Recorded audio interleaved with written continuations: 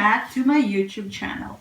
In today's video, I will be continuing the exercises that I have started in connection with the management for conditions such as plantar fasciitis, flat feet, and hallux valgus. Today's video centers around using the elastic bands and the elastic tubings in order to strengthen the muscles of the lower legs. So if you are ready, let's get on with it.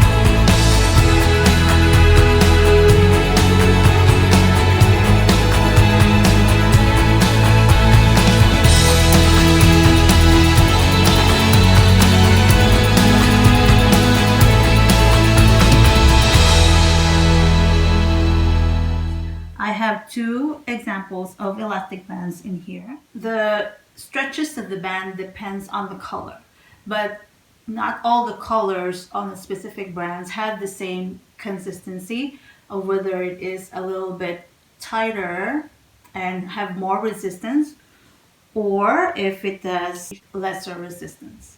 I like to use the elastic bands because it has like more like a uniform kind of resistance to it. This one is what I gave to my patients as part of their home exercises program. And this one is what we use in the clinic. We also use this on the clinic, but normally we use this one. Because this one is a whole roll, we just cut it off and then give it to the patient. I usually like it when it's like flat on the foot. And then I'm just gonna have to like gauge and how much resistance I'm gonna give to my foot. So do it like this. Give a little bit of pull, and then you push. I always start the strengthening as no holding. You just have to do it for like 10 times, 2-3 sets. Wake up those muscles and realign those muscle fibers. And then I would progress it to holding for 5, 2, 3, 4, 5. And then relax. And so on to holding for like 10. And then for 10 times as well.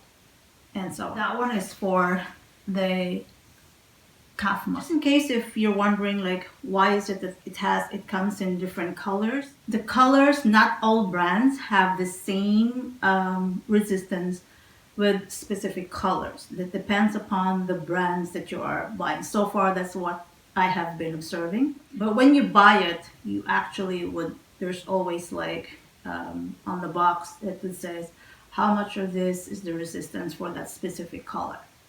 So this blue is a little bit tighter and have more resistance compared to the green one. If I am going to strengthen the sides of my lower leg, although this exercise I wouldn't really recommend if you have a plantar fasciitis or flat feet, because moving this foot towards out, remember it will just aggravate or accentuate that flat feet and having the plantar fasciitis. But for the sake of strengthening the lower leg muscles, I'm just going to show you how are you going to strengthen the muscles on the sides of your lower leg. This time, I'm going to be using this blue resistance band. So I'm going to loop it a little bit more on the ball, not really, like pretty much like on the upper part of the foot, like this. So you could do it like just one at a time. or you could do both. When you're doing these exercises, that your whole leg is as steady as possible. Some patients will do it like this. One reason for that is because the resistance is way too much for the muscle to counter pull. What they do is like they try so hard, and there are other muscles that you're going to compensate for that movement.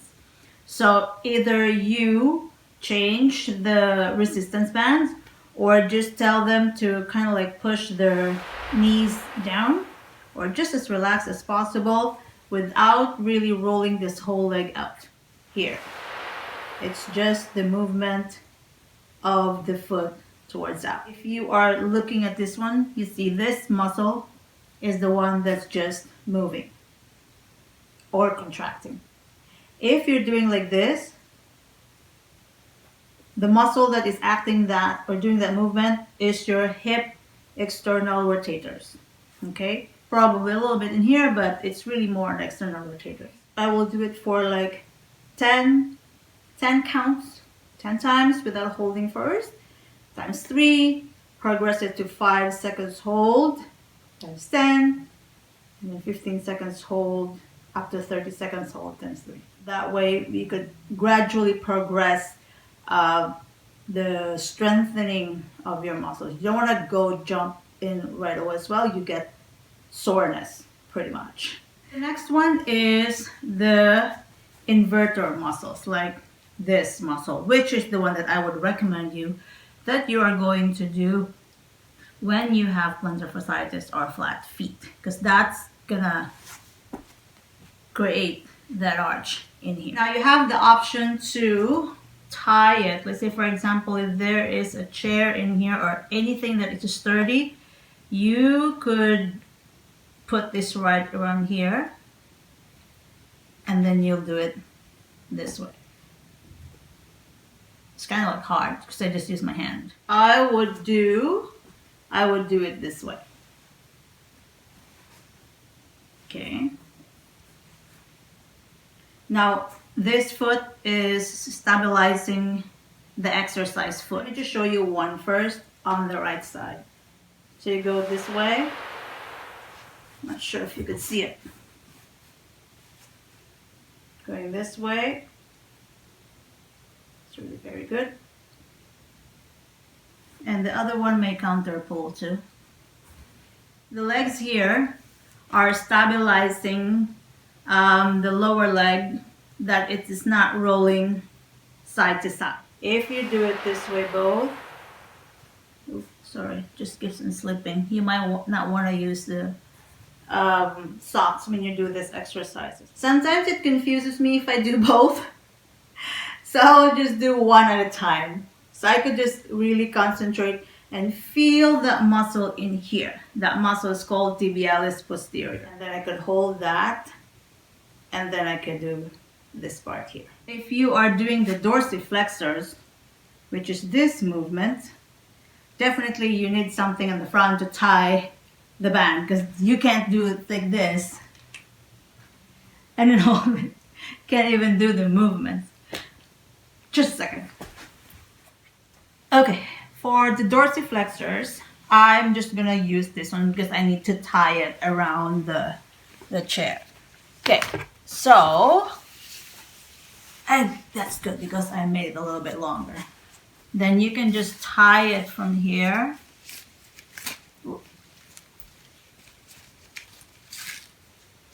And just kind of like roll it. Like I said, I really want the whole bands to be as flat as possible. I don't like it when it's like really crumple or make it like that. It appears like it's like a tubing, because sometimes it could create some constriction in there. So I do it like that.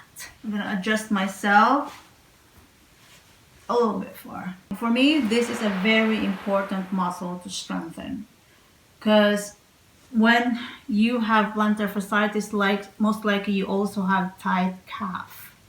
And the other people tendency is because they have tight calf, they have heel pain. So there will be weight bearing more on the forefoot when they are walking. So that just adds more tightness to the calf. I've already shown you stretches to the calf. This time you are gonna strengthen the muscle here on this side, and that muscle is tibialis anterior. You could do it for 10 times, 3 sets, or you could hold it as well. Ooh, I could feel my calf stinging.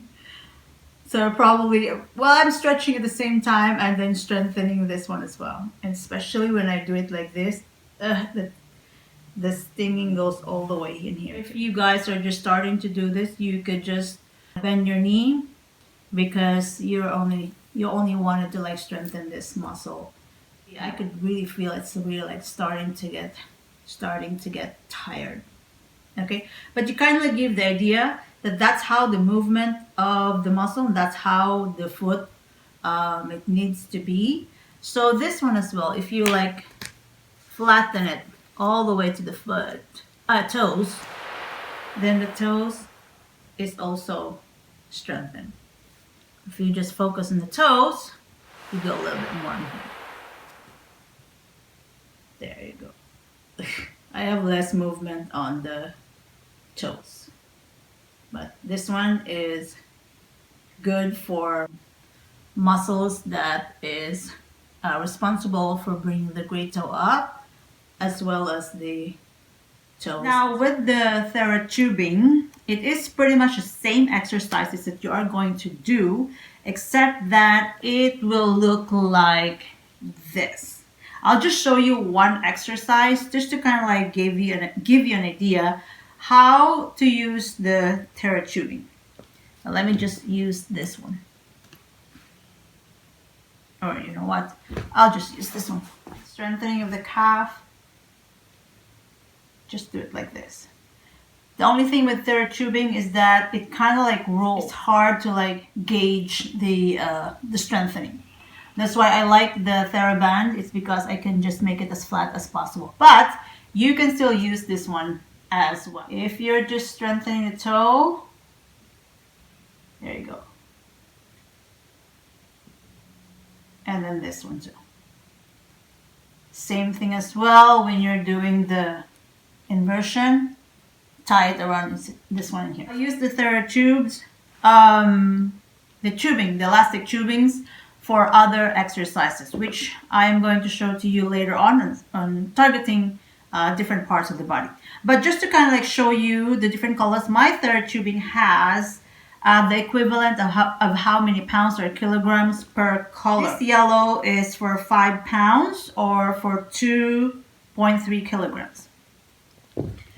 Now the red is about 7.5 with 3.4 kilograms. Blue is 10 pounds for 4.5 kilograms. Green is 12.5 or 5.7 kilograms. And then of course the black one for 15 pounds for 6.8 kilograms. So the black one is really, really sturdy. If I can just show it to you. There. Ooh, look at my biceps. It's just so hard. It is very hard. It's 10 pounds against just the 5 pounds. See, my biceps is now really angry. Okay, then we will be seeing more usage of this elastic tubings. And my future videos, like I said. That ends the tutorial today regarding the exercises using the elastic bands and the the elastic tubes. I keep on saying therotubes because that's what I call it. It's like when you're buying toothpaste and you buy Colgate. That becomes like a generic name. Anyway, next videos I probably will do a little bit more on relaxation time and kind of like how you're going to pamper your foot And this is pretty much more on the wellness side, just to show you that after you do some exercises with your legs, then you could also try to like pamper it and give you that smooth skin as well on your feet. After a long day walk, your feet needs it like, a little bit more on the spa side this time. Because, you don't really have to spend that much on foot spa or something, but just to kind of like show you a little bit on that side.